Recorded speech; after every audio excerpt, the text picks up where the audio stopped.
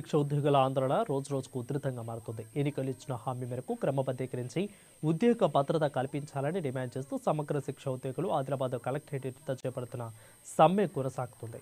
అందులో భాగంగా ఉద్యోగులు సంఖ్యలతో వినూత్నంగా నిరసన వ్యక్తం చేశారు. రాష్ట్ర ప్రభుత్వానికి వ్యతిరేకంగా నిరసన నినాదాలతో హోరెత్తించారు.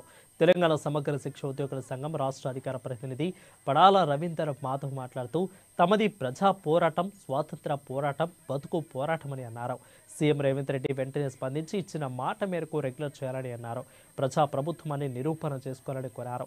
తమ సమస్యలు పరిష్కారయ్యే వరకు కూడా న్యాయమైన డిమాండ్లను నెరవేర్చే వరకు కూడా పోరాటం సాగిస్తామని స్పష్టం చేశారు. ముఖ్యమంత్రి గారు ఇచ్చిన మాటను వెంటనే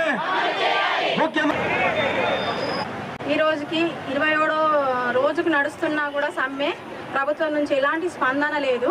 వేరే వాళ్లకు ఎవరితోనైనా కానీ చర్చలు జరిపినా కూడా ఏ మంత్రి కూడా స్పందించట్లేదు. ఇంత కష్టపడుతున్నాం, ఇంతమంది ఆడవాళ్ళం రోడ్డు మీదకి వచ్చినాము, బానిస సంఖ్యలు వేసుకున్నాం. ఇప్పుడు అయినా కూడా ఈసారి ఇప్పటికైనా సీఎం గారు స్పందిస్తారేమో అని మేము ఆశిస్తున్నాము.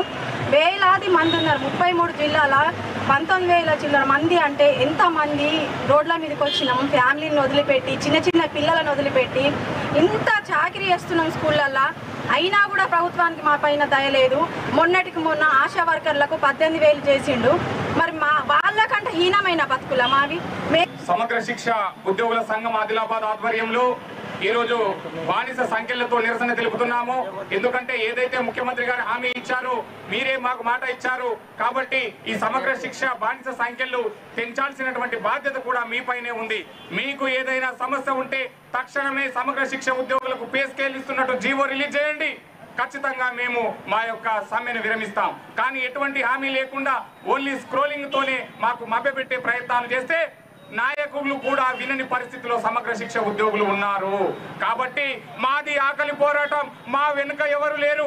మా వెనుక ఉన్నది మా వెట్టి చాకిరే, మా వెనుక ఉన్నది శ్రమ దోపిడే, మా వెనుక ఉన్నది మేము బానిస సంఖ్యలను పోరాడితే పోయేది ఏమీ లేదు.